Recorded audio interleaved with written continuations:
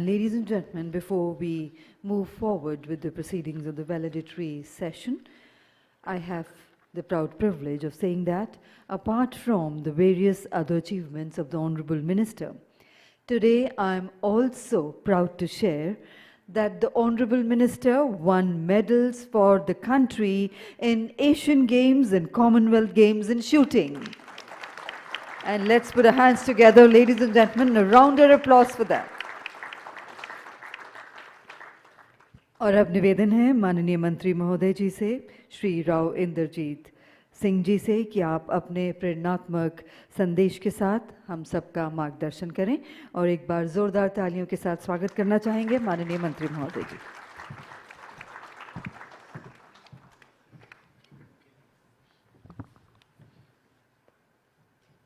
Secretary Corporate Affairs, Shri Manoj Govil, Chairperson and members, Nrfa, distinguished delegates and guests. It is with a sense of pleasure that I participate in the concluding session of Nrfa's first international conference on transparent financial reporting and audit quality, held on 5th-6th March at Bharat Mandapam, our newest international conference house. This conference has brought together eminent personalities from various sectors to deliberate on critical topics, shaping the landscape of financial reporting and auditing. I commend Nrfa for this initiative in engaging stakeholders in a collaborative effort to elevate the quality of financial reporting and auditing standards. Conferences like this serve as a vital platform for professionals, industry leaders, regulators, members of the judiciary, and government officials to come together, exchange insights, and share best practices. As you already know, throughout the conference, multifaceted discussions on harnessing technology, safeguarding investor protection, and navigating recent reforms in auditing standards have taken place. I have been informed that you have explored the pivotal roles of audit committees and independent directors in fostering effective communication with auditors, while also acknowledging the strides made in financial reporting and the importance of sustainability reporting. Our government is working towards achieving the goal of Viksit Bharat by 2047 with the vision, prosperous Bharat, in harmony with nature, modern infrastructure, and opportunities for all. Viksit Bharat 2047 means making India a developed entity by 2047 by encouraging various areas of development such as economy, environment, good governance, and social progress. The budget vote on account presented by the Honourable Finance Minister Nirmala Sitharaman represents a decisive move towards shaping a resilient, inclusive, innovative, and environmentally conscious India, perfectly aligned with Prime Minister Narendra Modi's vision. In the budget proposals for the financial year 25, 5 key areas deserve attention due to their significance. First, fiscal prudence. The government's aim to reduce the fiscal deficit from 5.8% to 5.1% of the GDP demonstrates fiscal responsibility and a commitment to sustainable growth.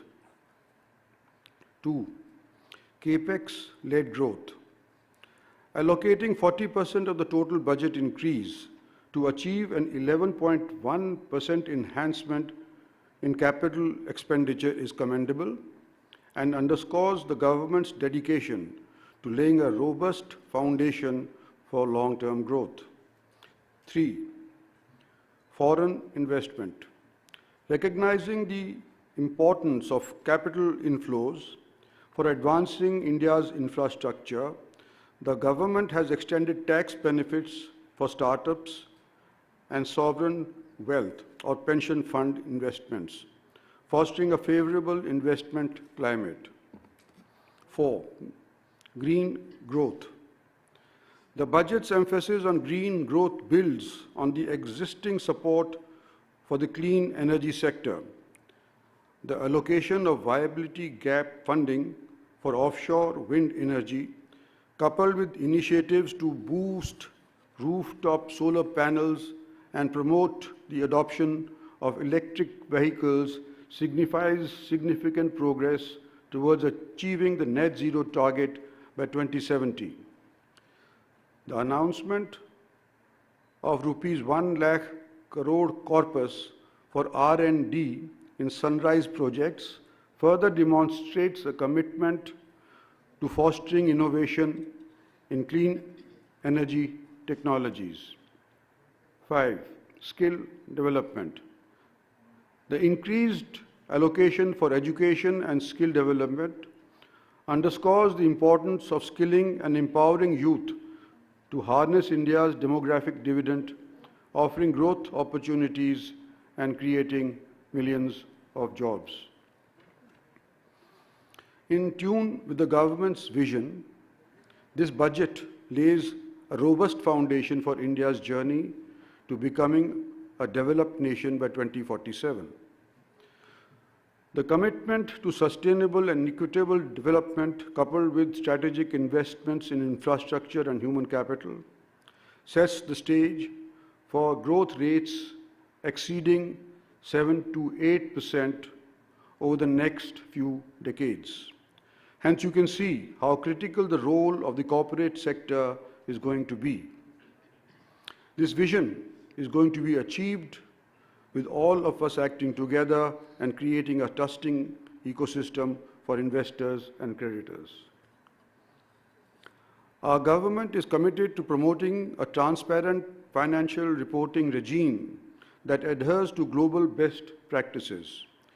We all know that transparent financial reporting plays a pivotal role in enhancing investor confidence and in facilitating capital flow into the Indian economy.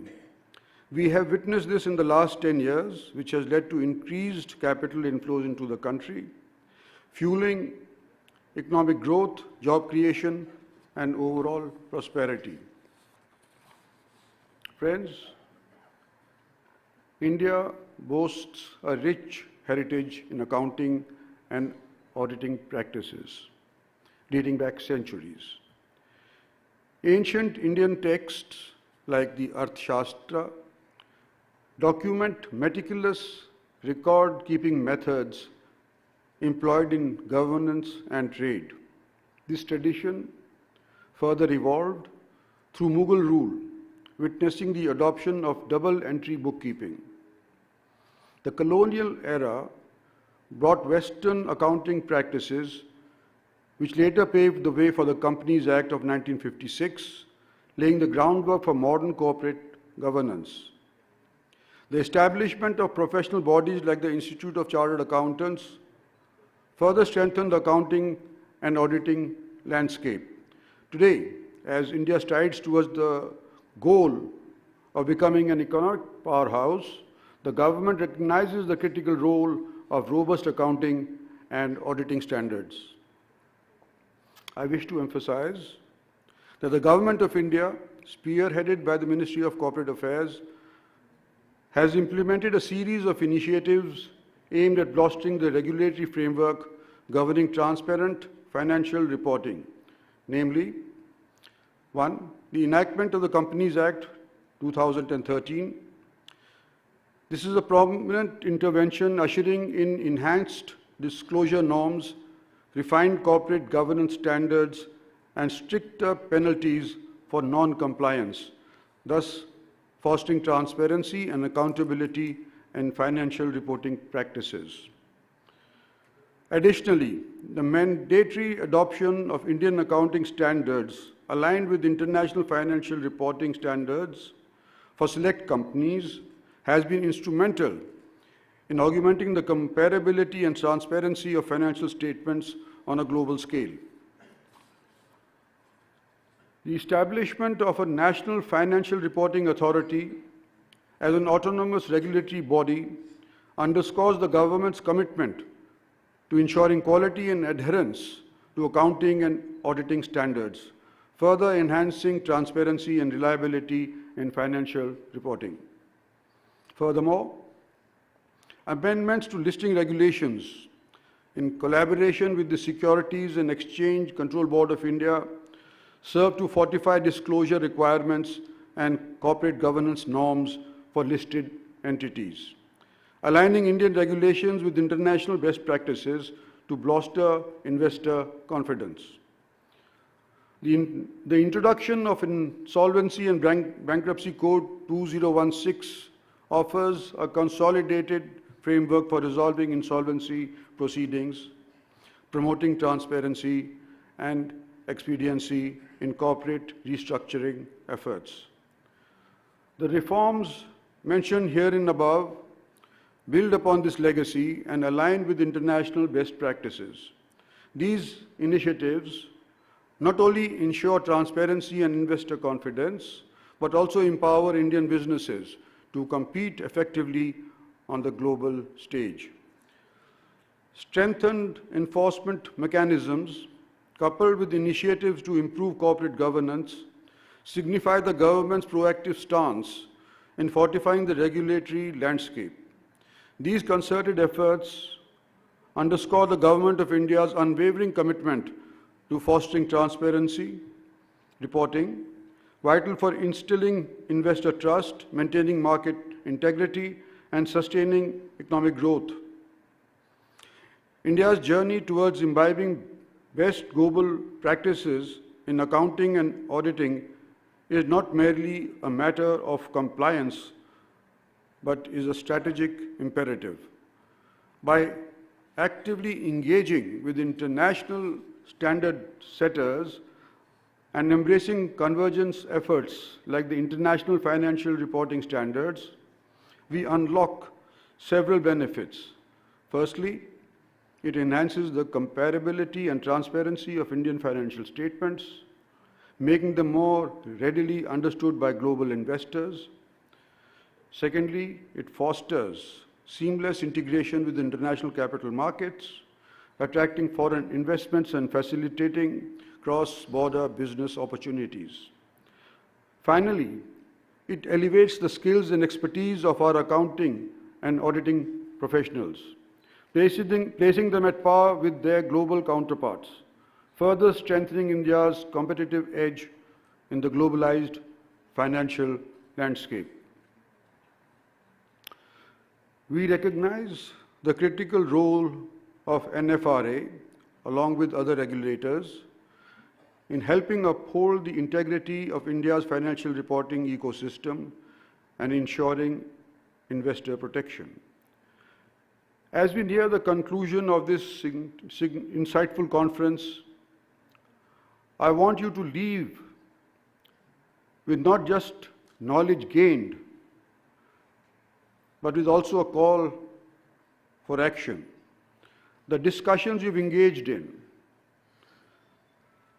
the perspectives you have shared, and the best practices you have explored hold immense potential to shape the future of transparent financial reporting and quality auditing in India. Let us not allow these valuable takeaways to remain confined within the walls of this conference. I urge you, esteemed delegates, to translate your insights into action, whether you are an auditor, a standard setter, a regulator, or a leader within the corporate sector. Champion the best practices that you've encountered. Advocate for their implementation within your organizations. Collaborate with stakeholders to drive change, and share your knowledge to empower others. Remember, the success of transparent financial reporting and quality auditing hinges not just on individual efforts, but on a collective commitment to action.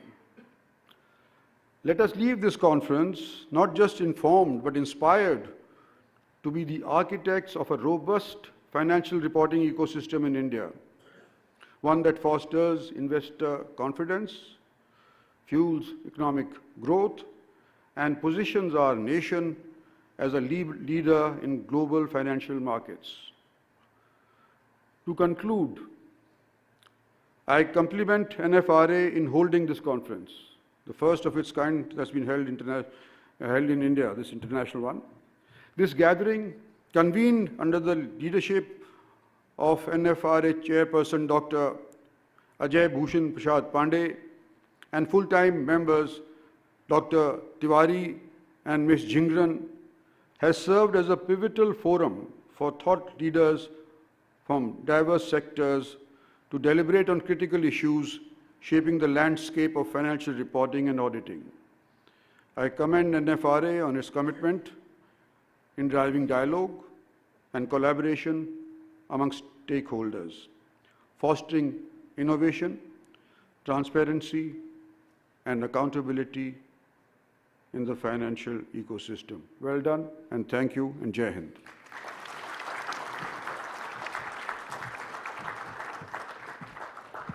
Thank you very much indeed, Honorable Minister, sir, for the inspiring and motivating address from you. And we also thank you for kindly sparing your valuable time and gracing this occasion.